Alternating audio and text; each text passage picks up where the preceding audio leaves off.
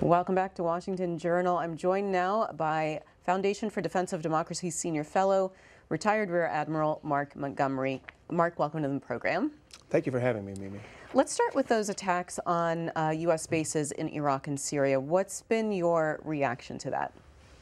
Well, first, there's been quite a few attacks. I mean, we're now well past 40. We've been extremely fortunate. There have been no combat deaths.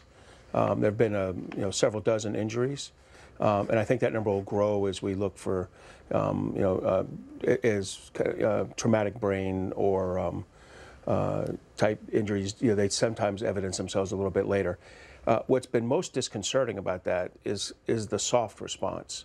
I mean, we've had two independent, like F-15 or F-16 strikes on Iranian Revolutionary Guard facilities in Syria or Iraq, where we strike storage facilities for their munitions or for supply equipment. In my mind, 40 attacks against U.S. facilities that have not killed people only by a great deal of luck or fortune on our side warrants a much stronger response by the Biden administration. You think it's luck or missile defense? I think it's both. And I think those things almost always go hand in hand. So what we've had is we do have missile defense systems that have engaged.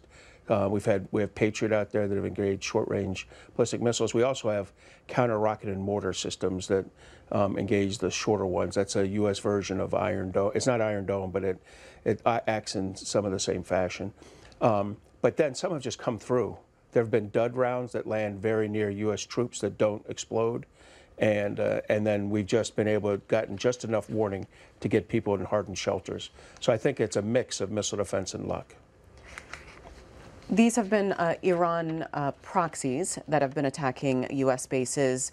Some of the Republican candidates at the last debate were talking very explicitly about attacking Iran itself. What's your reaction to that? So I think there's two things you could do. Well, there's three things you could do here. You could attack Iran itself with kinetic weapons. I would not do that. What I would say is we can both hammer the Iranian proxies much harder, strike their active troop concentrations, strike their facilities on a persistent basis so they can't move things around.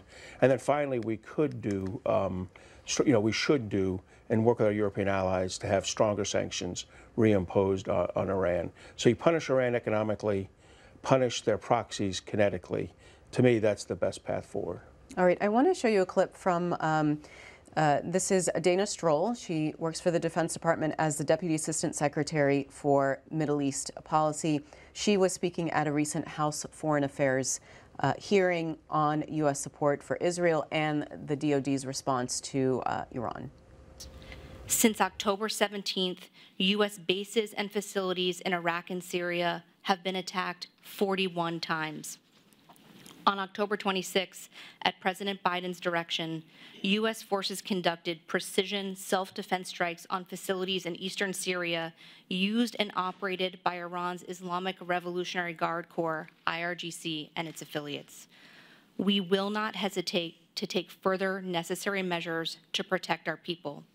To underscore, in response to a pattern of Iranian and Iran-backed attacks against U.S. personnel and facilities in Iraq and Syria, and the continuing threat of future such attacks, the United States has taken, and as necessary, will continue to take military action against the IRGC and its affiliates. This includes the use of force against IRGC and IRGC-affiliated personnel and facilities in the U.S. Central Command area of responsibility, with the intention to convince the Iranians to de-escalate threats against the United States, our interests, and our people. What do you think of that, Mark? So I think we're developing a say-do mismatch. That sounds like we're going to take action, maybe even aggressive action against people who threaten our troops. But the reality is 40-plus attacks responded to by two, singular airstrikes back at them. That is disproportionate in the wrong way. We need to act. We need to elevate the level of strikes that we're doing against the IRGC proxies. We should be hitting. They're literally firing at us almost every day. We should be hitting them every day. The way you deter future bad action is to impose punishment on them on the bad actors when they do the wrong thing. If we only strike back once every 20 missiles fired at us, we're eventually going to lose American service members. And historically, does that work with Iran? And does that risk escalation in a very volatile time and region? So first, I do think it will work.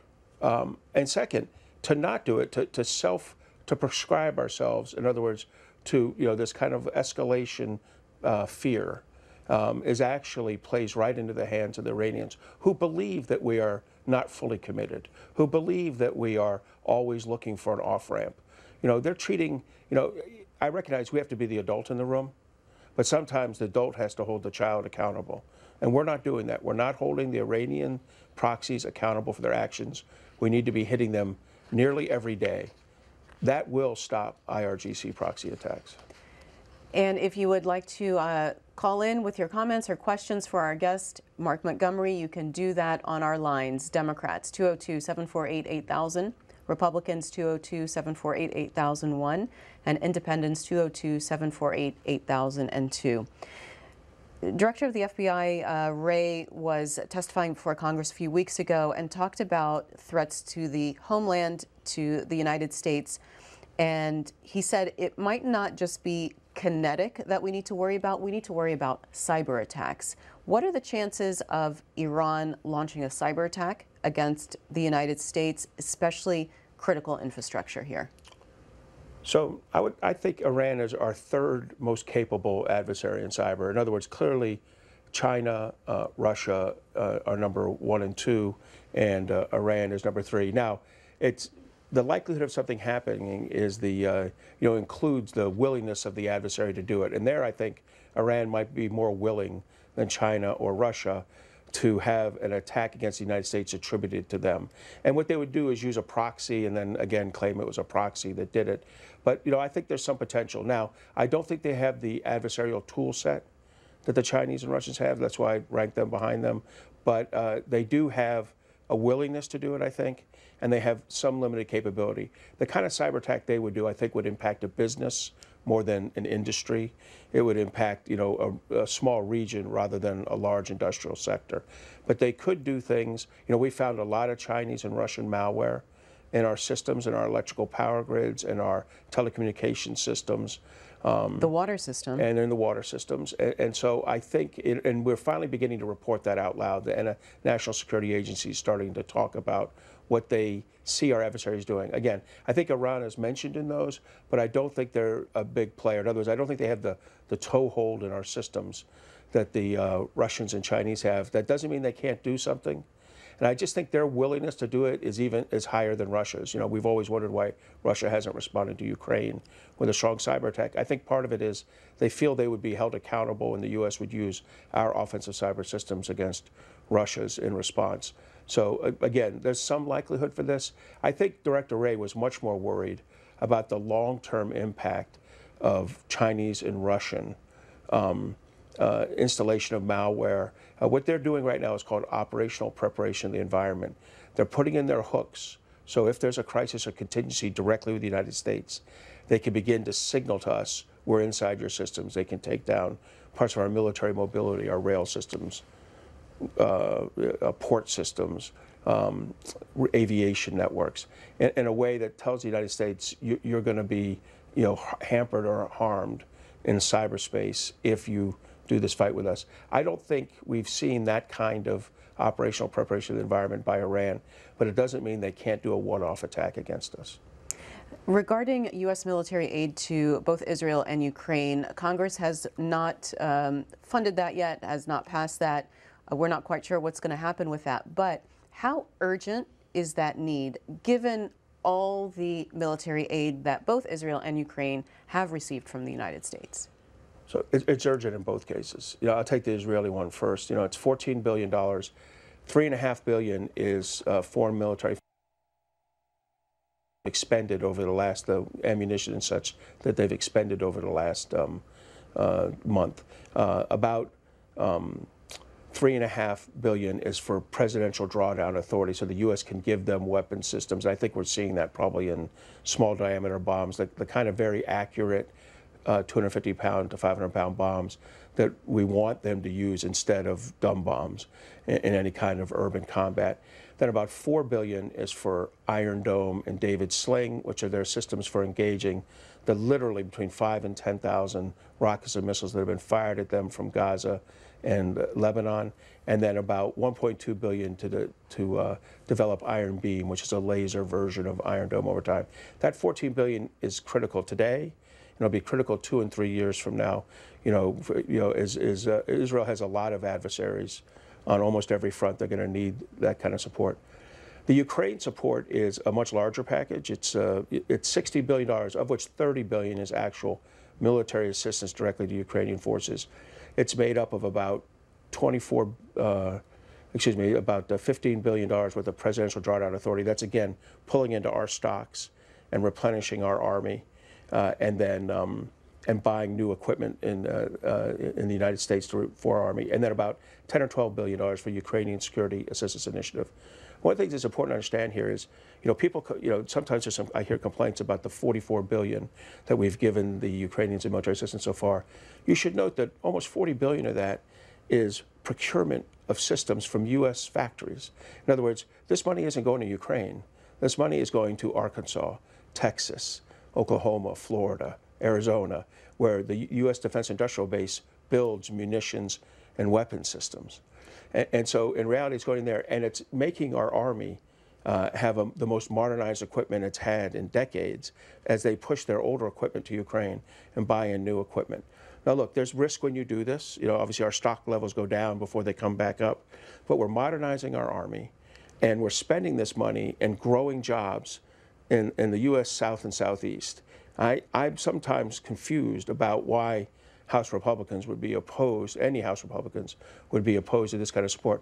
And probably most importantly, for only 3.5% of our GDP, that's about how much we're spending on Ukraine each year, the Ukrainians are doing significant damage to our number 2 adversary, Russia, and one that has made no bones about the fact that they don't acknowledge the growth of NATO. They don't, that they have territorial aspirations for the Baltic states, for Moldova, for Georgia, for Ukraine, for many countries out there, and they are being, brought to their, I wouldn't say to their knees, but they're being significantly impacted, and their war-fighting capacity diminished. Well, when you say impacted, how is this war going, and is there an end in sight? Yeah. So what I would say at this point is, I think this winter offensive is there could be a last-second breakthrough, but the reality is, I think, they are starting to land where they're going to land for the winter. And they've done some movement against the logistics flow that the Russians use for the land bridge to Crimea, but they have not severed it, like I think was clearly their aspiration during the counteroffensive. So I would say that's disappointing. On the other hand, we still have to recall that a military that's, as a standing military, 1/10 the size of the Russian one, with a much, much smaller population, much, much smaller GDP, the Ukrainians have held them off. They've reestablished a lot of the territory they lost initially.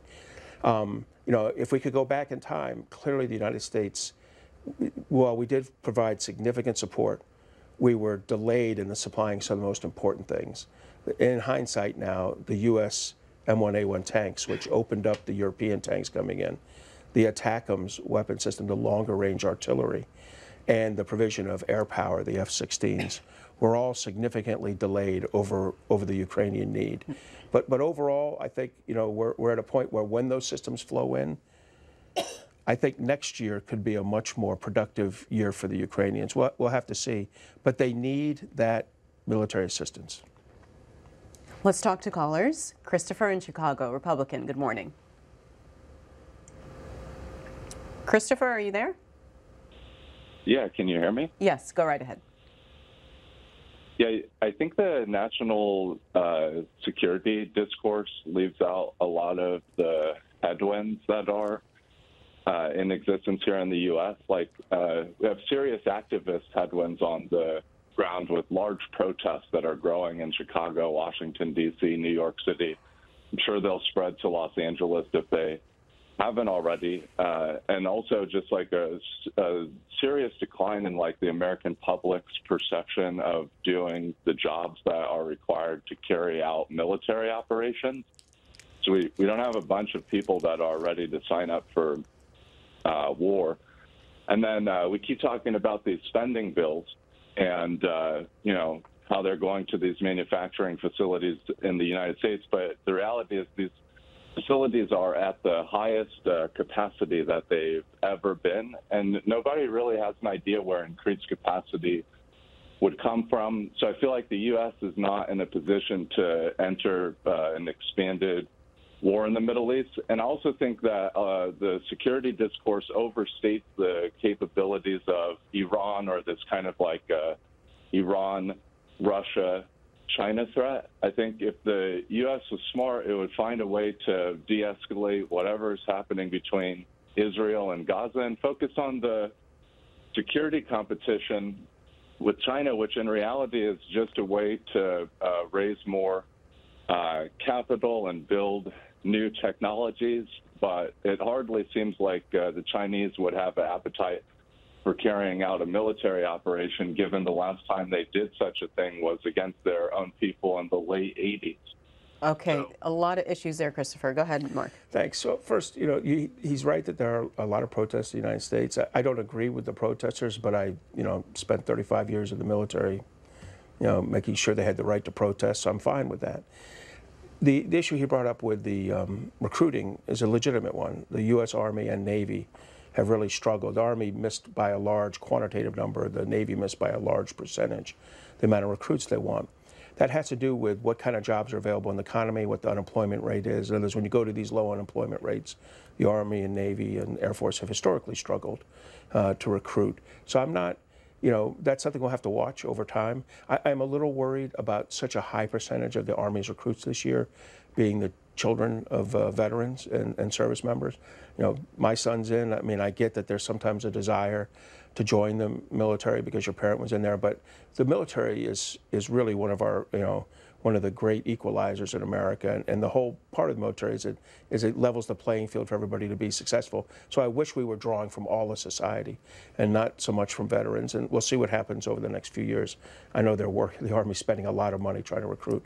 Final thing I'll say is those factories, he's right that the factories, most of these factories could have produced 2 to 3 times what they're producing today. But when we bought munitions at 1/3 of need for 20 years. In other words, for 20 years we said, we know you can build 100, we're only ordering 30. Well, after 10 years, when you go back and say, hey, we'd like to go back to 100, they have to grow the workforce in that they've optimized themselves for producing 30. So to produce 100, they're going to hire. In reality, these munitions factories are growing. A lot of the money in these assistance packages is actually money that just goes directly to building out factory production levels. So I think that problem will solve itself pretty reasonably. Doug is next. Boston, Massachusetts, Democrat. Good morning. Hi. Thanks for taking my call. The United States is in Syria without congressional approval. They are also there without United Nations Security Council authorization. And they are also there without against the wishes of the internationally recognized government of Syria, whether you approve of it or not, is the government of Bashar Assad. And there's also been reports that the United States has been stealing oil, Syrian oil, and has been stealing Syrian wheat, and has been shipping it across the border into Iraq. That is a war crime. I wonder if your guest has any comment on that. Thanks, and I'll take his answer up.